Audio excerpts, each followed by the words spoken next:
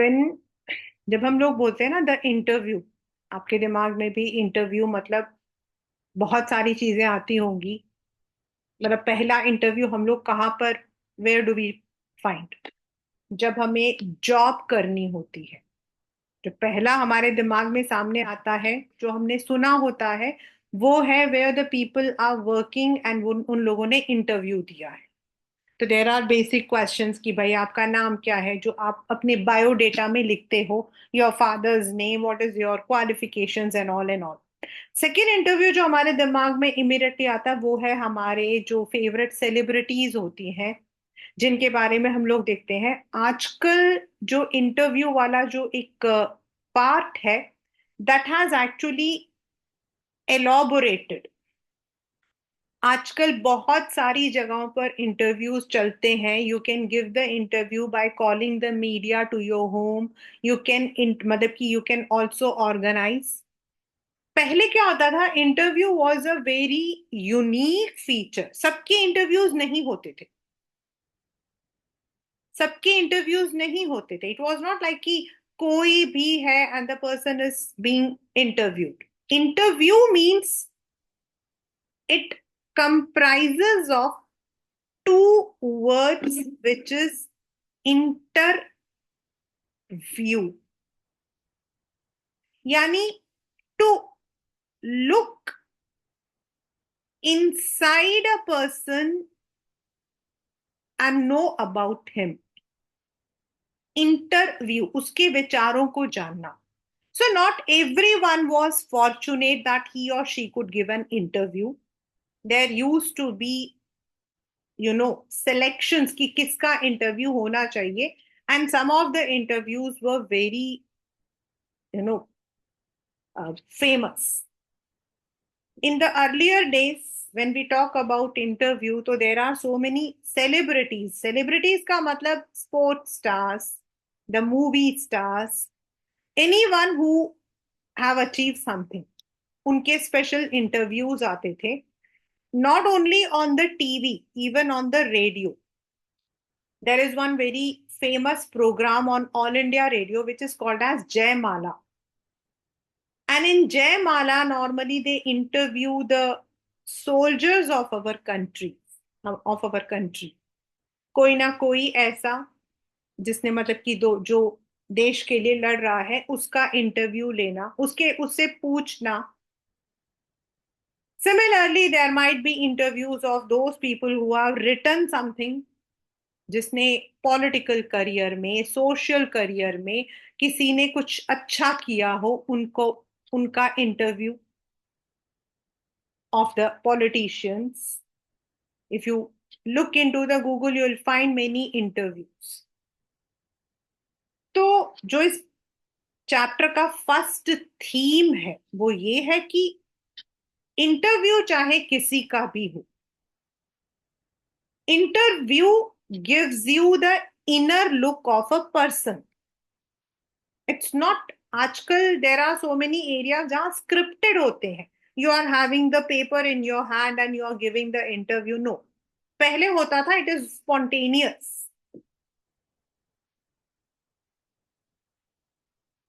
But at the same time, interview also sometimes take out all interviews वो questions को ले आते हैं जो शायद जो इंटरव्यू दे रहा उसे पसंद ना हो. तो there are both the aspects. लेकिन इसके बावजूद, वेदर इट इज पॉजिटिव कि we come to know about our favourite prominent people, personality, and it is also that we are intervening into their personal nature. हम उनके personal growth पर कभी कभी questions उठा लेते हैं. दोनों के बावजूद इंटरव्यूअर हैज अ प्रेसिडेंटेड, मतलब कि unprecedented position in the journalism. ये क्वेश्चन है आपका बोर्ड का. अभी आप जब एनसीईआरटी से पढ़ोगे, I'll underline it. Kindly underline all those lines which I'm telling you from this chapter. Either it is an excerpt और या दो तीन क्वेश्चंस ही हैं जो आते हैं और कुछ नहीं आता. मतलब देर आर बिल्कुल जिसको कहते हैं ना शॉर्ट शॉर्ट क्वेश्चंस, वही आते हैं. तो that is what interview says. तो ये जो चैप्टर है आपका interview. This is divided into two parts. आपका ये जो चैप्टर है ये दो पार्ट में डिवाइडेड है। The first part is just giving you the outlook of what is interview. Interview किसको बोलते हैं? And there were many celebrities, the writers. यहां हम सेलिब्रिटीज जब बोलते हैं तो in the literature we talk about the literary celebrities, those who did not like to give interview, जिनको इंटरव्यू देना बिल्कुल भी पसंद नहीं था। उनको ऐसा लगता था जैसे आप जो हो उनको सफोकेट कर रहे हो, you are suffocating them. Yet इनमें से कुछ लोग जिनको खुद को पसंद नहीं था, जिनको खुद को पसंद नहीं था, they had interviewed other people during different event, मतलब कि डिफरेंट टाइम। एंड जो लास्ट है कि इंटरव्यू, चाहे इंटरव्यू में पर्सनल सवाल भी पूछे जाते हैं, पीपल डोंट लाइक इट, उसके बावजूद भी इंटरव्यू एंड इंटरव्यूअर जो इंटरव्यू करता है, that person holds a special position in journalism. As I said now, in fact certain times I feel very, you know, कभी कभी तो बहुत ही मुझे बहुत फ्राउन होता है, अनॉय होती हूँ। बिकॉज पहले क्या होता था, इंटरव्यूअर एक ऐसा इंसान होता था जिसकी, चाहे आप इंग्लिश बोलो या हिंदी बोलो, means in India we have these two languages, that would be flawless. एक सिंपल वर्ड है, फ्लॉलेस। आपने उनका इंटरव्यू देखा, चाहे हिंदी में देखा या इंग्लिश में, it would be like wow. मतलब आपको वो जो वर्ड्स होते थे उन्हें देखकर you would feel, that was a time when we used to think कि हम लोग न्यूज रीडर क्यों नहीं बन जाते हैं। I wanted to become a news reader और something like that, but yes, family में ये सब चीजें बहुत नहीं मानी जाती। जर्नलिज्म को जो एक डायमेंशंस देते हैं ना, वो इंटरव्यूअर होते हैं। Because they come in with in depth knowledge, they come with a poise on their face, they come with questions जो हम चाहते हैं कि हमें पता नहीं। तो जो पहला पार्ट है, that is importance of interview, interviewer, and why some celebrities despised being interviewed. ये क्वेश्चन आपका पेपर में आता है। जो सेकंड पोर्शन है, याद रखिएगा क्लास 12, जो सेकंड पोर्शन है that is an actual interview of a very famous novel writer, novelist Umberto Eco. और रियल इंटरव्यू है, not a scripted one. And it was taken by the editor of Hindu, the Hindu newspaper के जो editor थे उस वक्त, मुकुंद पद्मनाभन, उन्होंने लिया था। He had taken। और ये जो पूरा चैप्टर है, ये जो बुक है आपके लेफ्ट में बना है, the penguin books of interview, ये उसमें से एक एक्सर्प्ट है जो आप लोग पढ़ोगे। And this is Mukund Padmanabhan, और ये जो नीचे है वो है अम्बर्टो इको। जो सेकेंड पोर्शन है दैट इज एक्चुअल में जो अम्बर्टो इको थे, है मतलब कि he wrote a very good novel, the name of the रोसेस। Now ये जो नेम ऑफ द रोसेस था, इट वाज नॉट एक्सपेक्टेड कि उसकी इतनी कॉपी सेल आउट होंगी। And when the copy sell out we call it as best seller, हम उसको बोलते हैं द बेस्ट सेलर।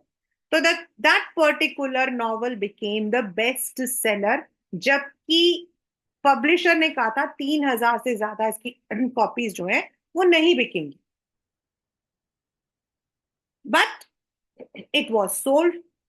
सो जो मुकुंद पद्मनाभन है, ही हैड इंटरव्यूड, और उन्होंने कुछ क्वेश्चंस पूछे थे, which is your question, which is your मतलब आपका चैप्टर है।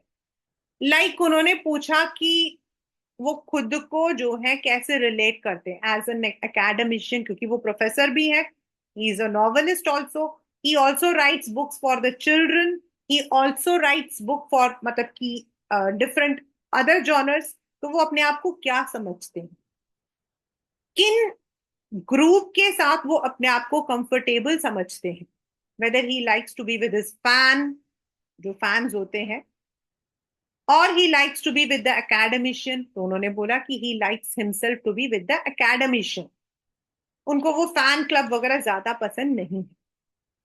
देन उन्होंने सेकंड क्वेश्चन पूछा कि वो इतने सारे काम करते हैं, मतलब he is a novelist, he is an essayist, he is writing books for the children, इतने सारे काम करने के बावजूद he is a professor, how does he get time? बहुत बहुत बहुत बहुत important question for your boards. तो अम्बर्टो इको कहते हैं कि इवन दो आपको लग रहा है कि he is writing so many things, he is working, मतलब he is doing so many things, लेकिन एक्चुअल में वो एक ही काम कर रहे हैं, और वो है ही इज राइटिंग। चाहे वो नॉवल लिखते हैं या ऐसे लिखते हैं, ही इज ओनली राइटिंग। तो काम तो वो एक ही कर रहे हैं। Then he asked the next question कि how does he get time? तो उन्होंने एक बहुत अच्छी चीज कही, जो I also have implemented in my life, मैंने अपनी लाइफ में सचमुच में इम्प्लीमेंट कर रखा है, and not now, long back. And that is कि he says he uses interstices. Inter, inter मतलब बीच में। तो वो कहते हैं कि जो दो काम होते हैं, there are two work, and in between we get some time, he uses that time also. उसका उन्होंने एक एग्जाम्पल भी दिया कि आपने मुझे नीचे से कॉल किया कि मैं आपका इंटरव्यू लेने आ रहा हूँ, तो instead of sitting on the couch, okay interview लेने वाला आ रहा है, मैं उतनी देर में एक आर्टिकल लिख लेता हूँ। यानी कि he cultivates each and every moment of his life. और वो हंसते हुए बताते हैं कि otherwise he also loves to watch the cartoons and all. फिर जो लास्ट एक इंपॉर्टेंट क्वेश्चन वो पूछते हैं, वो कहते हैं कि इस पर्टिकुलर नॉवल में, that is name of the roses में, there were so many things, detective face, metaphysics, sign language, ऐसी बहुत सारी चीजें थी। तो ये जो बुक है वो इतनी बेस्ट सेलर कैसे बन गई? One of the most important two marker question. To this Umberto Eco कहते हैं कि कोई भी बुक जो है, it can not be called as a best seller just because the genre is good. उसका रीजन हो सकता है द करंट रीडर्स, जो लोग रीड करते हैं। हो सकता है कि यही बुक 10 साल पहले आई हो या 10 साल बाद में आती, तो it may not have been this much of success. हो सकता है पर्टिकुलरली जो अभी मेरे रीडर्स हैं, दे लाइक दिस जॉनर, तो that may be due to the time, not because of any other factor. ये पेपर का आपका एक क्वेश्चन है। तो वो कहते हैं कि that may be the reason. And class 12, this is very true. कोई भी बुक, कोई भी, इनफैक्ट आप मूवी देख लो, take the very simple example of a movie. Movies release होती हैं, some of the movies are very good, very nice, but they don't perform well on the in the theaters, but on the OTT platforms वो लोग अच्छा कर लेते हैं। Sometimes a movie is not at all good, but वो movie जो है वो हिट हो जाती है। There are so many movies जिसका ना सर है ना पैर है, but those movies are super duper hit. Why? What is the reason? Take the, आप एक, मतलब एक क्रोनोलॉजिकली अगर मैं कहूं, आप अगर, मैं मतलब कभी कभी जो 1970s या 60s की जो अच्छी अच्छी मूवीज जो उस वक्त की बहुत फेमस होती थी, अगर मैं उनको अब वॉच करती ना, मैं कहती यार इस मूवी में था क्या जो ये इतनी हिट थी उस वक्त में। There are movies which are very good, जैसे राजेंद्र कुमार जी की बहुत सारी मूवीज हैं जो मैं देखती हूँ, मुझे बड़ी अच्छी लगती हैं, बट कुछ मूवीज ऐसे होती हैं जिसका ना कोई सर होता ना पैर, बट उस वक्त में दैट वाज वेरी हिट। अभी recently only I was watching something, and मैं देखा कि उसमें बहुत सारी चीजें ऐसी थी, मैं वाज सेइंग कि ये ऐसा, क्योंकि अगर आप 2024 में ऐसी बात करोगे ना, वो परमेश्वर वगैरह, nobody will like it. But that was a hit. एक बहुत फेमस मूवी आई थी, कभी यूट्यूब में डालकर देखना, जय संतोषी माँ। व्हेन दिस मूवी, और उस मूवी का ना तो आपको हीरो पता होगा, ना आपने सुना ही नहीं होगा, सुना ही नहीं होगा, बहन किसी ने भी नहीं सुना होगा। लेकिन जब वो मूवी आई थी, when that movie came on the, मतलब कि वो, इट वाज एक्सपेक्टेड कि ये मूवी 2-3 दिन भी नहीं चलेगी, 2-3 दिन भी नहीं चलेगी, बिकॉज इट द मूवी, एक तो बिल्कुल भगवान के ऊपर था, ऊपर से लेस कोई एक्टर्स जाने पहचाने नहीं थे, बट उसके जो गाने थे, they were super duper duper duper duper hit, क्योंकि वो भगवान के वो भजन बन गए। और आपको पता है वो मूवी देखने के लिए लोग, यूट्यूब में देखना, अपने घर से प्रॉपर जो मंदिर में जाने वाले कपड़े होते हैं वो पहन के आते थे, एंड थिएटर के बाहर अपने चप्पल उतार कर थिएटर में जाकर देखते थे उस मूवी को। And that movie became the second gross movie in in that era. शायद वो मूवी अब रिलीज होगी तो nobody would watch it,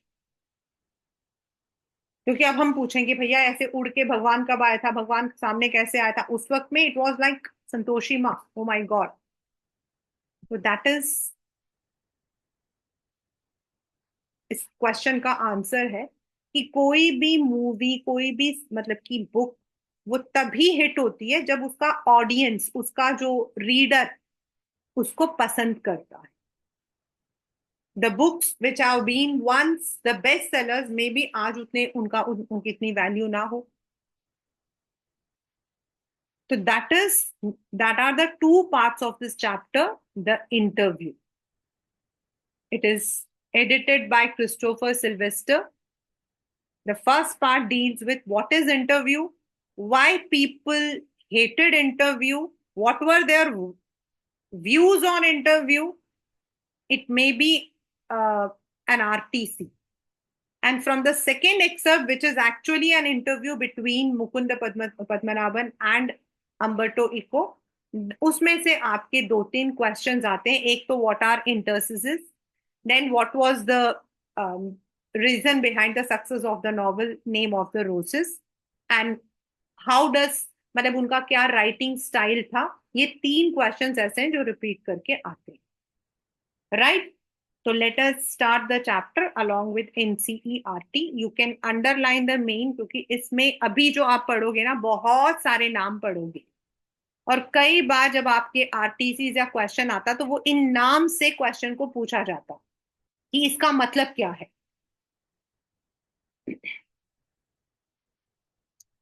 Since its invention a little over 130 years ago, अब तो more हो गया, the interview has become a common place for journalists. Being in English, as an English communication, you, आप में से हो सकता है somebody may be, having that interest. Today, almost everybody who is literate will have read an interview at some point of other their lives. While from other point of view, several thousand celebrities have been interviewed over the years. Some of them repeatedly. कुछ जो बड़े लोग होते हैं जिन्होंने बार बार अच्छे काम किए होते हैं, उनके इंटरव्यूज तो हमेशा ही आते रहते हैं। All the sports star, literary stars. So it is hardly surprising that opinions of interview of its function, methods and merits vary considerably. मतलब इंटरव्यू के बारे में जो ओपिनियन है, उसके रास्ते कैसे हम लेते हैं, as I said, you have the interview on the TV, आजकल तो नेट पर भी आते हैं। तो इट मे बी, बट और लोगों के ओपिनियंस भी अलग अलग होते हैं। The opinions of people might also vary.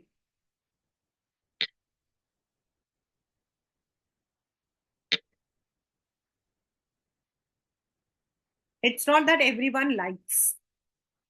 Some might make quite extravagant claims for its as being ये जो मतलब कि its highest form a source of truth and in its practice and art. मतलब कुछ लोग जो है उसको सच का एक दर्पण मानते हैं। They feel that it is a mirror of truth. It is through interview we come to know about the truth.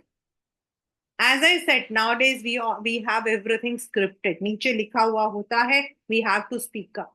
तो आज की डेट पर तो I don't, at least I don't believe that it's a source of truth, but yes it use to be, because interview हमेशा spontaneous होता है, where you don't know the questions, it is not scripted, and it is of course an art. The way you interview a person, the way the person gives you the answer, दोनों एक अपने आप में art.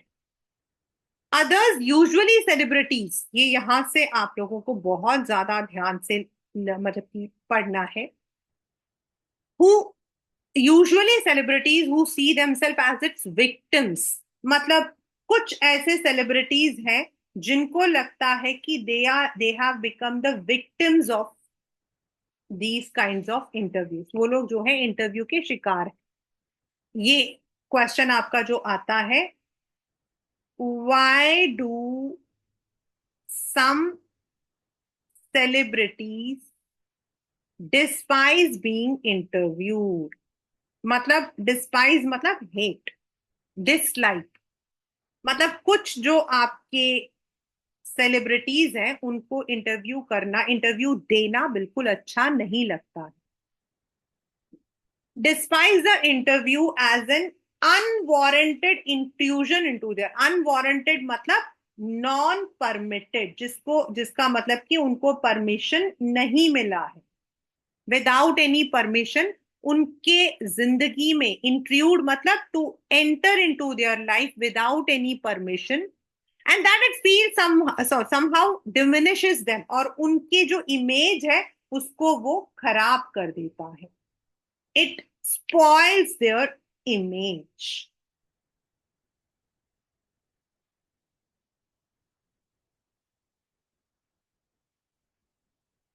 Just जैसे मतलब this is a comparison, यहाँ पे मेरे से कई बार बच्चों ने क्वेश्चन पूछा कि ma'am what is the meaning of this.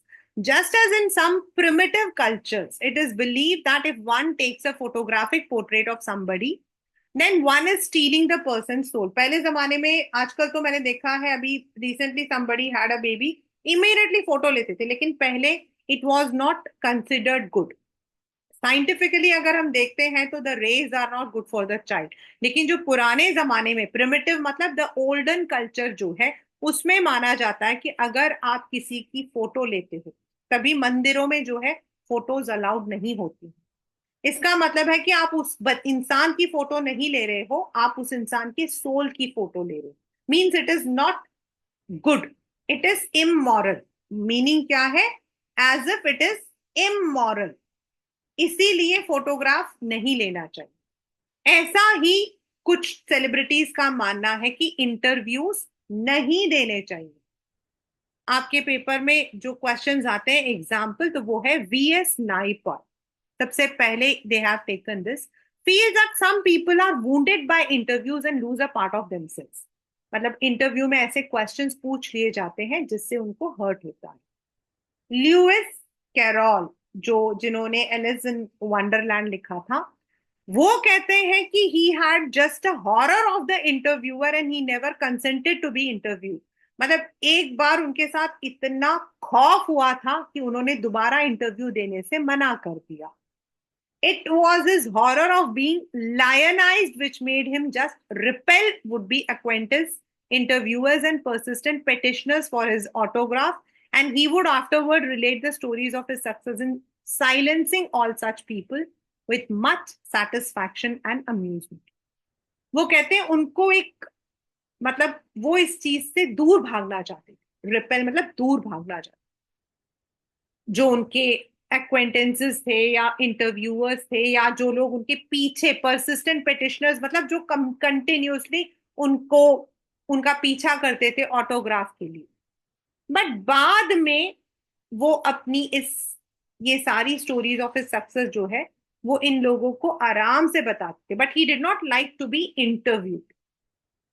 If somebody pestered him, उनके पीछे पड़ जाए, तो he did not like it.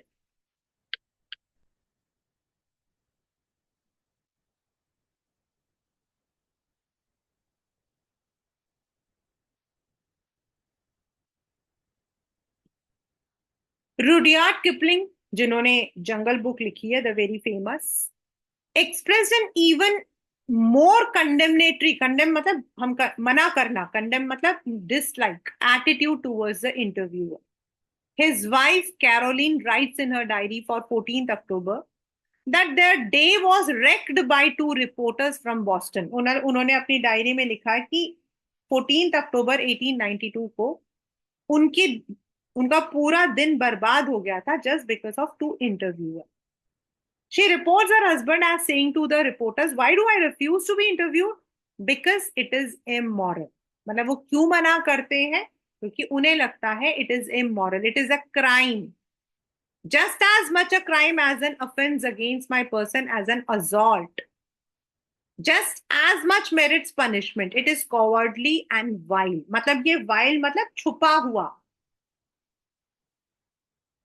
It's immoral. वो कहते हैं ये एक ऐसा क्राइम है जो it is an offence against, क्योंकि आप मेरे विश के अगेंस्ट क्वेश्चंस पूछ रहे हो. No respectable man would ask it, much much less give it. ना तो कोई पूछेगा, देना तो बहुत दूर की बात है. मच लेस गिव इट का मतलब है देना तो बहुत दूर की बात है. कोई भी रेस्पेक्टेबल आदमी ऐसे क्वेश्चन दूसरे से नहीं पूछेगा. Yet Kipling had himself perpetrated such an assault on Mark Twain only a few years before. मतलब वो कहते हैं इवन दो किपलिंग ने खुद इंटरव्यू को पसंद नहीं किया था, लेकिन उन्होंने another famous poet Mark Twain उनको इंटरव्यू किया था जस्ट थोड़े टाइम पहले. मतलब यहां पर this is N ironical situation. उन्होंने खुद मना किया था. he had refused to be interviewed. उनको इंटरव्यू देना जो है वो पसंद नहीं था, लेकिन उन्होंने खुद जो है इंटरव्यू लिया हुआ है of the famous poet Mark Twain.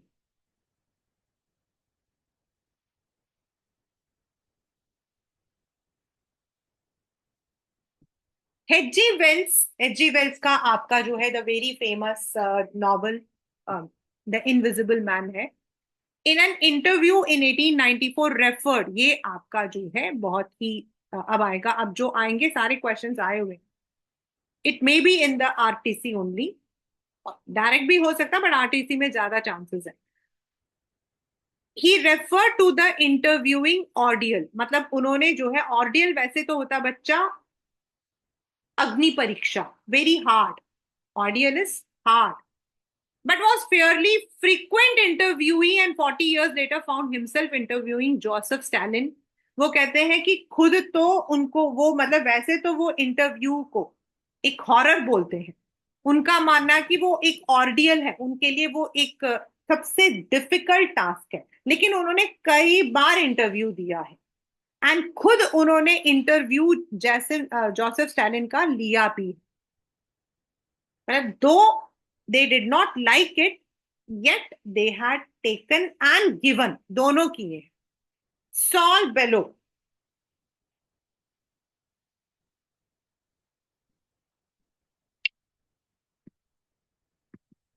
Saul Bellow, who has consented to be interviewed on several occasions, nevertheless once described, ये आपका जो है ओनली ये वाला जो लाइन है ये आता है एक्सप्लेन करने के लिए. Explain, once described interviews as being like thumbprints on windpipe. अब windpipe क्या होता है? आपका ये जिससे आप सांस लेते हैं. और थंब प्रिंट क्या होगा? व्हेन यू कीप योर, आप अपने ये जो थंब है उसको रखोगे तो क्या होगा? Suffocation.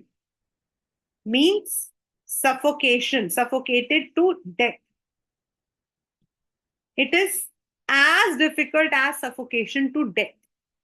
The thumb prints on wind pipe मतलब suffocation to death, as if उसका आपका निशान पड़ जाए. Yet, despite the drawbacks of interview, it is supremely serviceable medium of communication. चाहे लोग उसको बुरा कहें या अच्छा कहें, इंटरव्यू ही तो कम्युनिकेशन का एक मेन एलिमेंट है. These days, more than any other time, our most vivid impressions of our contemporaries, हमारे contemporaries मतलब दोस्त हमारे जो सेलिब्रिटीज हैं जिनको इस मतलब की एरा के, इस एरा के, are थ्रू इंटरव्यूज। और हम लोग अपने जो सेलिब्रिटीज हैं, वॉट एवर सेलिब्रिटीज यू, हम उनके बारे में कैसे जानते हैं? Only through the interviews.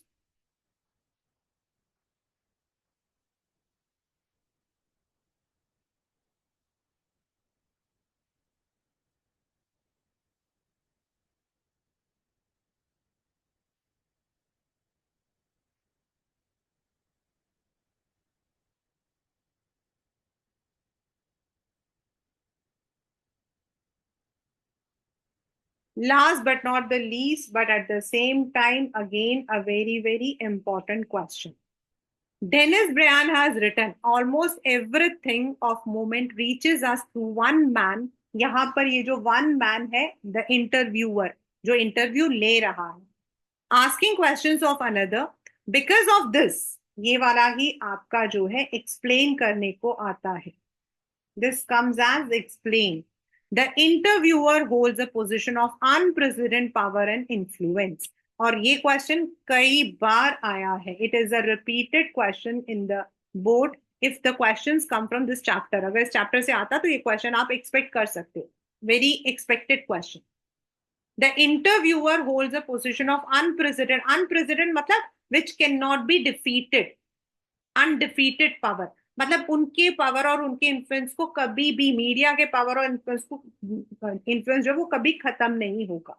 Interviewer जो है उसका position is supreme. It is above all the people. जो बाकी लोग हैं उनसे ज्यादा है, चाहे इंटरव्यू के कितने ही मेरिट्स हो या डीमेरिट्स हो, बट स्टिल इंटरव्यूअर जो है ही holds a special position. Why? Because it is only through the interviewers that we come to know about the lives of our people जिनको हम फॉलो करते हैं. This is the first part. इस part से ये वाला क्वेश्चन, देन ये वाला क्वेश्चन, व्हाट एक्सप्लेन विंड, उसका नाम क्या है, thumb prints on wind pipe, ये वाला. देन व्हाट, मतलब कि जो लुइस कैरल कैरल थी उनकी वाइफ ने क्या लिखा था.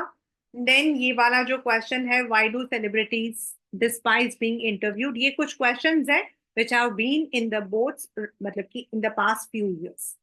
अब हमारा आता है second part. This is the interview between Umberto Eco and the editor, Mr. Mukund Padmanabhan. The following is an extract from an interview of Umberto Eco. The interviewer is Mukund Padmanabhan from Hindu.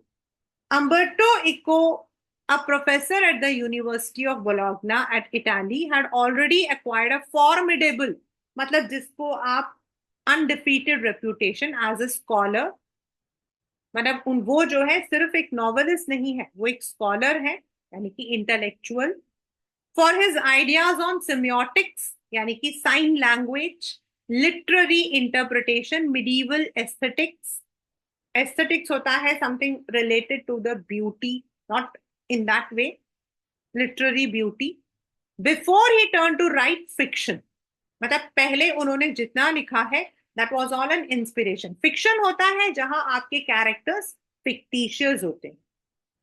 Literary fiction, academic essays, sorry academic test essay, children book, newspaper article, मतलब उनके इतने सारे काम हैं.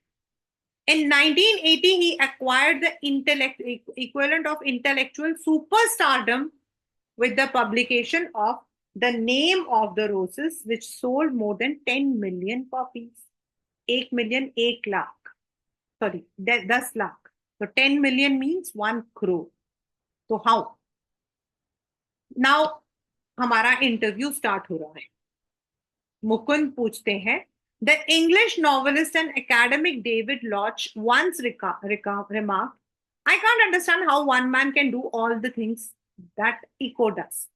कहते हैं कि आपको देखकर people are surprised, people are amused, कि एक इंसान इतने सारे काम कर कैसे सकता है.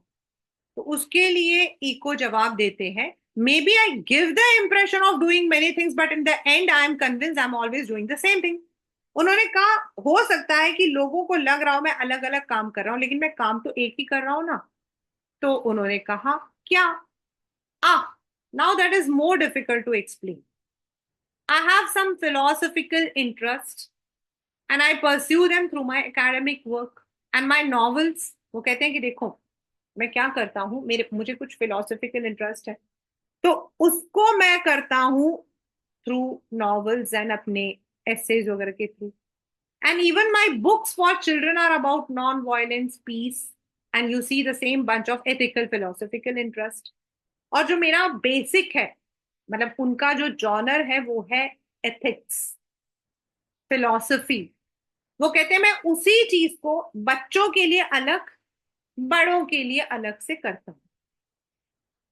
किसी को थ्रू द एकेडमिक ऐसे के थ्रू, किसी को नॉवल के थ्रू, और बच्चों को बच्चों के बुक्स के थ्रू करता हूँ. बट अल्टीमेटली करता क्या हूँ?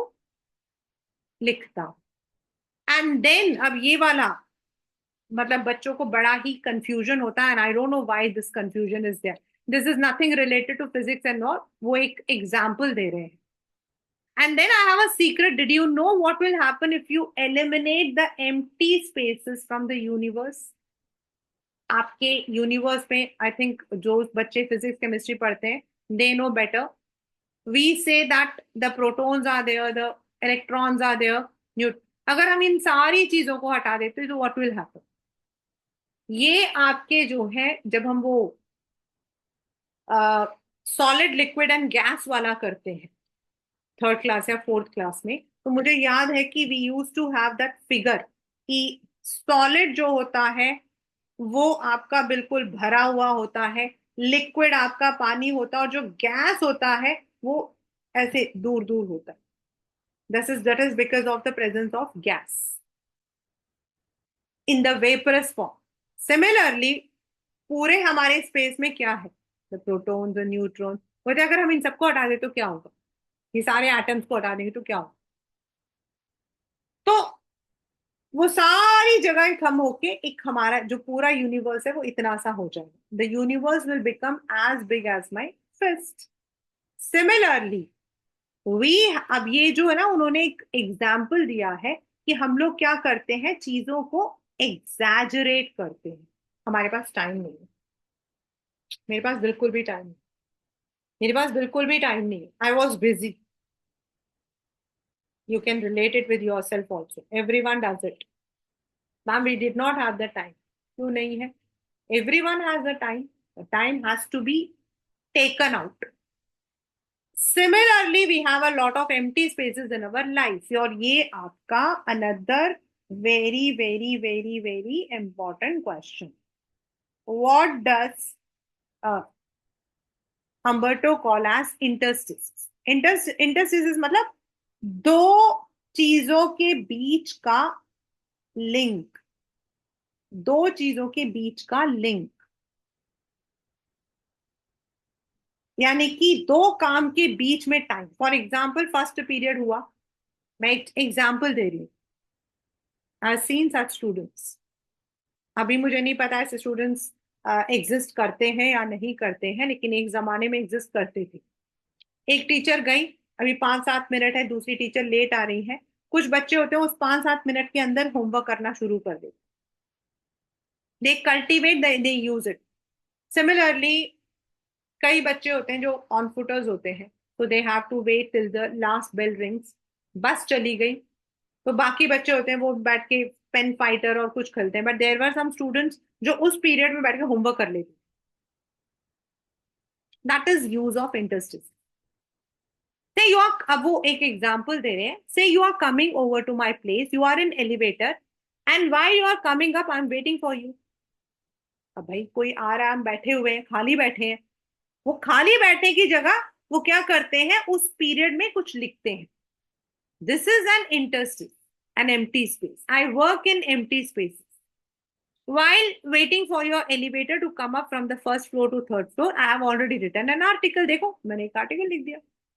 उनका कहने का मतलब है कि he doesn't leave even a single moment. जब भी उनको मौका मिलता है he uses that time.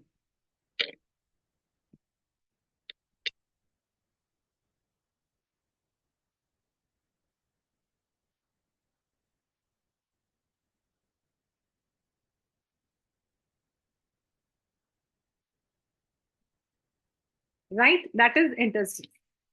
अब मुकुंद कहते हैं not everyone can do that, of course सब लोग नहीं ऐसा कर सकते।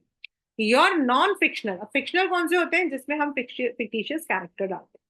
नॉन फिक्शनल होते हैं जो ओरिजिनलिटी पे बेस्ड होता है, स्कॉलरशिप स्कॉलरली वर्क होता है, it may be based on some research. Your scholarly work has a certain playful and personal quality. मतलब फिक्शन तो छोड़ दो, नॉन फिक्शन में भी एक अलग सी बात है। It is a mark departure from a regular academic style. ये आपका नेक्स्ट क्वेश्चन है। The style of Umberto Eco, मतलब what is this writing style. आपने देखा होगा कुछ लोग कहानी सुनाकर पूरी चैप्टर को लर्न करवा दो। लाइक मुझे जब मैं एसएसटी पढ़ाती हूँ स्पेसिफिकली हिस्ट्री, तो आई फील मुझे क्रोनोलॉजिकली इवेंट्स को डालना चाहिए जिससे बच्चे उसको लर्न करें। हर एक टीचर का अपना एक वे होता है। In business studies, while we are doing, we certain times use the mnemonics. So this is a writing style. तो कहते हैं which is invariably depersonalized and often dry and boring. Have you consciously adopted an informal approach or is it something that just comes natural to you? वो कहते हैं कि कई बार लोगों का जो रेगुलर एकेडमिक, मतलब वो कई बार डीपर्सनलाइज्ड होता है। डीपर्सनलाइज मतलब पर्सनलाइज्ड होता है where you are putting your energy, where you are putting your interest. और डीपर्सनलाइज होता, चलो लिखते हैं भाई बस, जैसे हम आंसर्स लिखते हैं ना, क्वेश्चन का चाहिए क्वेश्चन का आंसर है। और पर्सनलाइज हो जाएगा when you are also adding your own thoughts. Personalise हो जाता है when you are adding your thoughts. होता है ऐसा क्यों है? अब उसके लिए उन्होंने अपना एक एग्जाम्पल दिया है। When I presented my first doctoral dissertation, dissertation होता है बच्चे जब हम डॉक्टरेट करते हैं, अभी तो आप लोग ट्वेल्थ में हो, दोज हु समटाइम्स विश, तो ट्वेल्थ के बाद आपका जो है ग्रेजुएशन जाता है, फिर पोस्ट ग्रेजुएशन जाता है, and then if you want to add doctor name academically there are two ways. एक होता है आप डॉक्टर बनोगे थ्रू एमबीबीएस, लेकिन जो बाकी होते हैं लाइक हमारे पॉलिटिक्स में होते हैं, हिस्ट्री में होते हैं, जो डॉक्टरेट होते हैं उनके लिए वी हैव टू, हम उसके लिए वी टेक वन, हमें हमारी हमारी मर्जी होती है कि on what matter we want to write, on what subject we want to write. Then we have to find out a professor जो हमें उसमें मदद करेगा। एंड हर कंट्री का उसका डेजर्टेशन प्रेजेंट करने के अलग अलग वेज होते हैं। And then it should not be copied and paste, बिल्कुल भी एक सिंगल वर्ड कॉपी पेस्ट नहीं होना चाहिए। अगर आपने कोई रिसोर्स यूज किया है तो उसको मेंशन करना चाहिए, अदरवाइज आपका पूरा रिजेक्ट हो जाएगा। तो ये सब होने के बाद if it is accepted by the university, then the person is given doctorate. Doctorate की डिग्री ऐसे नहीं मिलती है। तो वो कहता है कि जब मैंने अपना डॉक्टोरल डिसर्टेशन किया था तो मेरे जो प्रोफेसर थे उनके, scholars learn a lot of certain subject, then they make a lot of false hypothesis। मतलब वो लोग क्या करते हैं, कॉपी एंड पेस्ट करते हैं, then they correct themselves and then they put the conclusion, क्योंकि उनको मार्क्स चाहिए, उनको डॉक्टरेट की डिग्री चाहिए। so what do they do is they just pretend कि ऐसा हुआ, ओरिजिनल में नहीं हुआ है। I remember I had one of, मतलब एक थे known to, she had presented a doctorate in Annamalai University and she had presented her, she was a science background, तो she presented it on the water quality। तो उन्होंने सारे जो figures लिए थे ना, all were hypothetical, nothing was originally, उन्होंने जाके कहीं से भी पीएच वैल्यू नहीं निकाला था, उनका डिसर्टेशन जो है वो रिजेक्ट हो गया। तो we have to first of all present the real, you on the contrary told the story of your research. अब वो कहते हैं कि आप जो हो सच बता रहे हो, आप फिगर्स नहीं ऐड कर रहे हो, आप झूठे कॉपी एंड पेस्ट नहीं करते हो, even including your trials and errors। At the same time he recognized I was right and went on publish my dissertation as a book। मतलब उनकी जो डिसर्टेशन थी जिसके बेसिस पे उनको डॉक्टरेट मिला था वो एक बुक बनकर छपी थी, और वो इसीलिए क्योंकि उन्होंने अपनी स्टोरी को उसमें डाला था। स्टोरी इज नॉट एग्जैजरेटेड, मैं गई थी और मैंने मतलब कि मैं जो हूँ, मैं ईफिल टावर के मतलब कि उसके ऊपर चढ़कर मैं वहां से नीचे कूदी थी, that is not the story. That story is when you actually tell step by step, और वो आप तभी कर सकते हो when you have actually experienced it. तो उनका कहने का मतलब है कि Umberto Eco was original in his writing. वो अपनी राइटिंग में ओरिजिनलिटी लाते थे, he did not use a fake facts. At that point, at the age of 22, I understood scholarly book should be written in the way I had done. मतलब story of research. This is what my essays always have a narrative aspect. आपके paper का एक question आ सकता है कि उनका writing style क्या था, नरेशन, कहानी को सुनाना, इंस्टेड ऑफ हमें कई बार मैथ्स क्यों बोरिंग लगती, हिस्ट्री क्यों बोरिंग लगती, मतलब many of the students don't like history, why, what is it? क्योंकि उसमें नरेशन नहीं होता है। इंग्लिश क्यों अच्छी लगती है? क्योंकि इंग्लिश में स्टोरी होती है। उसी अकबर की कहानी को जब हम इंग्लिश में पढ़ते हैं, तो इंग्लिश या हिंदी में पढ़ते हैं तो वी लाइक इट, बट अब जब हम उसको हिस्ट्री में पढ़ते हैं हम कहते हैं यार कितने सारे फिगर्स याद करने पड़े।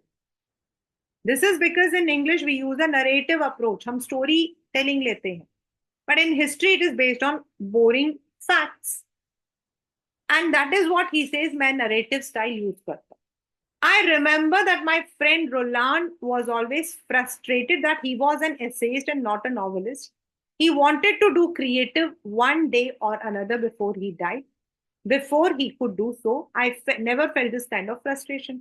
वो कहते हैं उनको हमेशा लगता था कि मैं क्रिएटिव क्यों नहीं हूँ, कहता मुझे ऐसा कभी नहीं लगता। I started writing novels by accident. I had nothing to do one day and I started.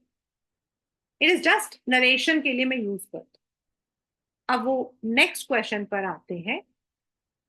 Talking about novels from being a famous academic, भाई बेसिकली तो वो एक प्रोफेसर है लेकिन नॉवेलिस्ट बने।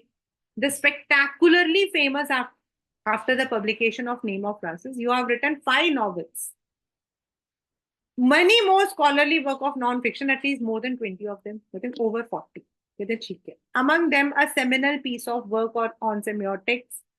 But ask most people and they will say oh he is novelist। वो कहते हैं आपने नॉन एकेडमिक में, मतलब नॉन फिक्शन में, कहानी जो नहीं होती है उनमें आपने 40 से ज्यादा पब्लिकेशन दी है, लेकिन फिर भी लोग आपको कहानीकार के नाम से क्यों जानते हैं? Why do people name you as a story writer, novelist, why not an academic? तो वो कहते हैं yes, because consider myself a university professor who writes novel on Sundays. It's not a joke. I participate in academic conferences, not meetings of pen clubs and writers. अभी आपको मैंने बताया था ना। और पेन क्लब्स क्या होते हैं बच्चे आपके लैंग्वेज में? फैंस। इन अर्लियर टाइम्स जब हम छोटे होते थे, पेन मतलब the one who is writing, right, pen. और उसके मतलब जो लोग पसंद करते हैं उन चीजों को, there used to be people, pen club हमारे जो बुक्स होती थी नंदन जब इन सब में पीछे होते थे, and we use to write to our famous writers. तो पेन क्लब्स होते हैं ऑफ दोज ऑल पीपल जो किसी एक राइटर या किसी को फॉलो करते हैं। वो कहते हैं कि मैं अपने आप को ये पेन क्लब से नहीं रिलेट करता, मुझे एकेडमिक ही अच्छा लगता है। But okay, if they have read only the novels, कहते हैं मुझे क्या फर्क पड़ता, उन्होंने अगर मेरे एकेडमिक नहीं पढ़े तो मैं क्या करूं? I know that by writing novel I reach a larger audience, I can not expect to have 1 million readers with stuff on semiotics, क्योंकि सेमियोटिक्स जो है वो वही इंसान पढ़ेगा जो सेमियोटिक्स पे पढ़ाई कर रहा है। आप में से कितने बच्चे होंगे जो इकोनॉमिक्स को पढ़ रहे हैं, एज एन एकेडमिक्स पढ़ो रहे होंगे? आप में से कौन जो नॉन मतलब कि जिनके पास इकोनॉमिक्स नहीं है, आप इकोनॉमिक्स की बुक निकाल के पढ़ते हो? नहीं पढ़ते हो। Simple. We read those things which actually हमें अच्छा लगता है। Do we see the reels something which is on academics? No, we see the reels only which are जो हमें अम्यूज करता। तो ये जो नॉवेल्स स्टोरीज होती हैं ये लार्जर ऑडियंस को, क्योंकि लोग अपने आप को इन चीजों से रिलेट करते हैं। Not every one will be reading a serious reading. हम शायद रामायण को, अगर मैं आप में से किसी बच्चे को बोलूं रामायण या कोई भी ग्रंथ को, आप एज अ ग्रंथ पढ़ो, आप पढ़ोगे? नहीं पढ़ोगे। एज अ सीरियल आप देखोगे, because in the serial that thing is presented in a narrative way. वहां आपके जो है दे हैव गिवन द श्लोक, वहां पे उन्होंने श्लोक दिया है, लेकिन वहां पे आपको वो प्रेजेंट कर रहे हैं। That is a difference. Which brings me to the next question. The Name of the Roses is a very serious novel. It is a detective yarn at one level. मतलब yarn क्या होता है? धागा। But also delves into metaphysics, theology, medieval history. मतलब एक तरफ देखा जाए तो ऐसा लगता है कि वो डिटेक्टिव के बारे में, लेकिन वो बिल्कुल serious words like theology, medieval इनको भी कर रहा है। बट फिर भी इतने लोगों ने उसको पढ़ा। Were you puzzled? With a no. Journalists are puzzled and sometimes publishers. This is because journalists and publishers believe people like trash. Trash मतलब फालतू की चीजें। Trash मतलब फालतू की चीजें। And don't like reading experiences. Consider there are 6 billion people on this planet and उसमें से 10 to 15 million copies बिकती। आप सोचो, मतलब रेशियो लो। अगर आप 6 बिलियन में से सिर्फ 10, तो in a way I reached only a small percentage of readers. But it is exactly these kind of readers who don't want easy experiences.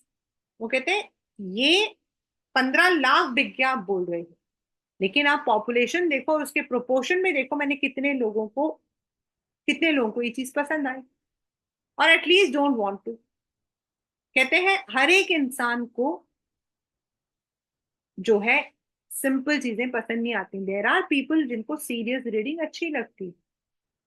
फिर वो अपना एग्जाम्पल कहते हैं कि I my self at 9 PM after dinner watch TV, and मैं Miami vice और emergency route ये सब देखता हूँ। That these are all the comedy serials. But सारा दिन नहीं, थोड़े टाइम के लिए। उसी तरीके से कुछ लोगों को, जो सारे लोग होते हैं, they don't want serious reading all the time, sometimes they want light reading. Light मतलब हल्का फुल्का, जैसे हम जोक्स पढ़ते हैं। अब वो नेक्स्ट पूछ रहा है कि what is the success behind this novel. तो वो कहते हैं could the huge success of novel anything do with the fact it dealt with period, मतलब कि क्योंकि ये हिस्ट्री पे इसीलिए वो मतलब कि हो गया। दैट इज पॉसिबल, हो सकता है। But let me tell you another story, because I often tell stories like Chinese wise man. Chinese wise man हमेशा क्या करते हैं? Through the stories only they would give the moral. What is the meaning of Chinese moral? मतलब कि through stories they give the moral.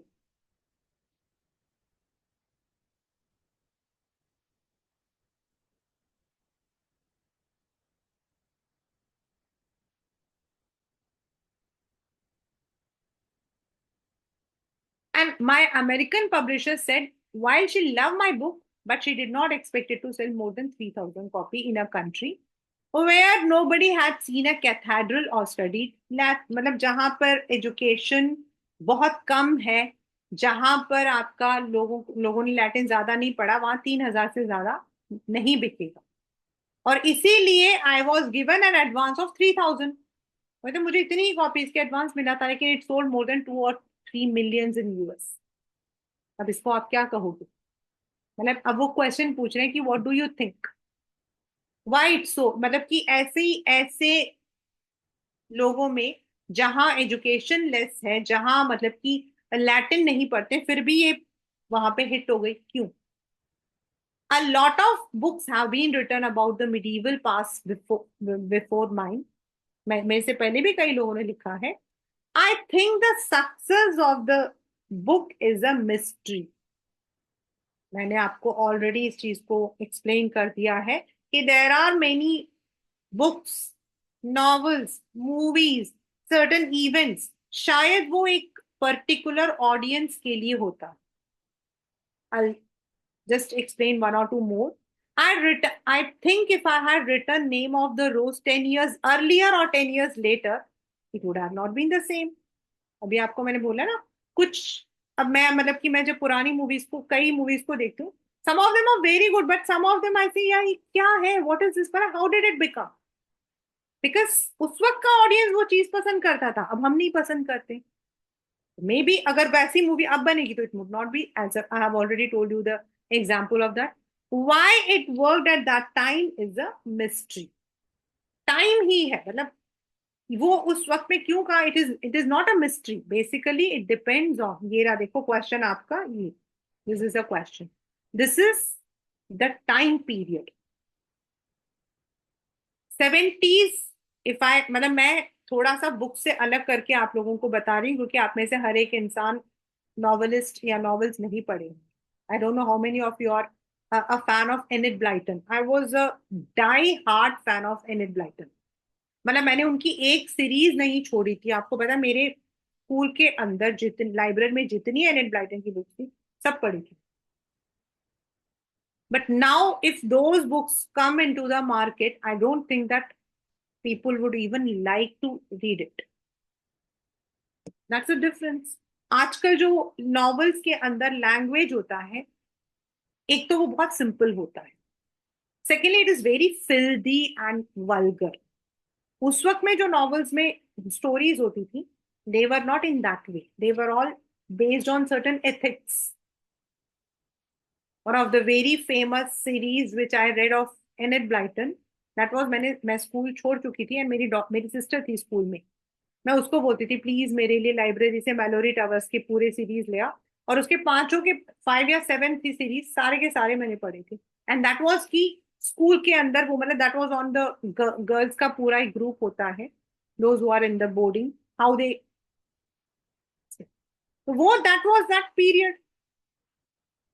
May be that particular book अभी आ जाए तो that may not be a. Similarly आपका Pride and Prejudice, मतलब Jane Austen की वो बुक 1700s में, it was a best seller, it was the best seller even later. एंड हमारे जो जो बच्चे बीए वगैरह करते हैं उसके अंदर it is a part of our syllabus. The way it has been written, the words it have been, मतलब की the words have been, they are spectacular. Maybe everybody doesn't like it. अगर आज ऐसा कोई novel लिखा जाएगा तो may B doesn't, क्योंकि आज हम लोग जो है एक फास्ट मूविंग लाइफ में है। और वो आपका जो नॉवल है वो तब का है जब लोग कम थे, जब पार्टीज, मतलब कि बॉल पार्टीज होती थी गर्ल्स के लिए, मतलब कि मैरिज वॉज अ मटीरियल। अब नहीं है ऐसा।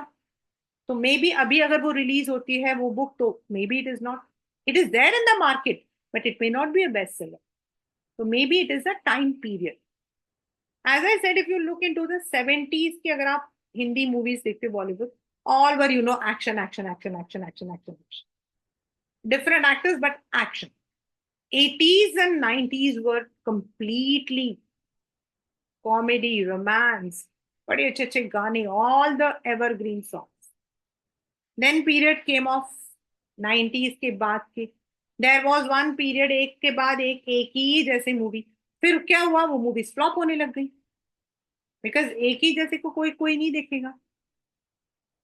तो it depends on the audience, it depends on the readers, it depends on the time period कि कब, मतलब उस वो पीरियड ऐसा था जब आपके ट्रेजिकल मूवीज बहुत सारी होती थी।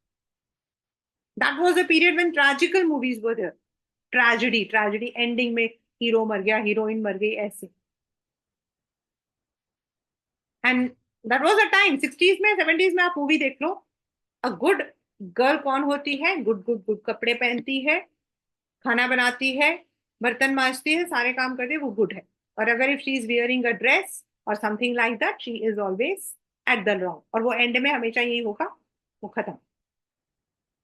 अब आप ऐसे मूवीज बना के दिखाओगी, you can not. Now things have change.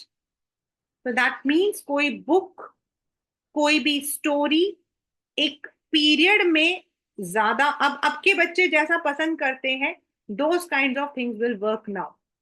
अगर ये मूवी उससे उस वक्त में बनी होती तो ये सब पिट जाती। That is with literature also. Literature का भी यही हाल होता है। जैसे मैंने आपको एनिड ब्लाइटन की स्टोरी बताई, हार्डी बॉयज की story soon low. Hardy boys basically it was for the boys, but if those, मतलब कि अगर वो कहानियां आपके पेपर, आपके उसमें स्टोरीज में, लिटरेचर में आएगा ना, तो you would not like it. That was a time period, that was how society was forming at that time. तो जो नेम ऑफ द रोसेस है, ये जो क्वेश्चन है, ये सारे के सारे जो 5 क्वेश्चंस आप देख रहे हो ना, all of them are as important as what I have said. Means, do you think Eco likes to be interviewed? How does Eco find time to write? Intersys wala question. What was distinctive about his writing style? That is narration. Did Umberto consider himself a novelist or an academic scholar? And last but not the least, a huge success. और ये जो huge वाला है, this has been repeatedly coming in the books. And it is not a mystery, but it is the time period. So that is the chapter, the interview. Again, it is divided into 2 parts. The first part is about interview, interviewer, why people did not like to be interviewed, and the second one is an actual interview. Right?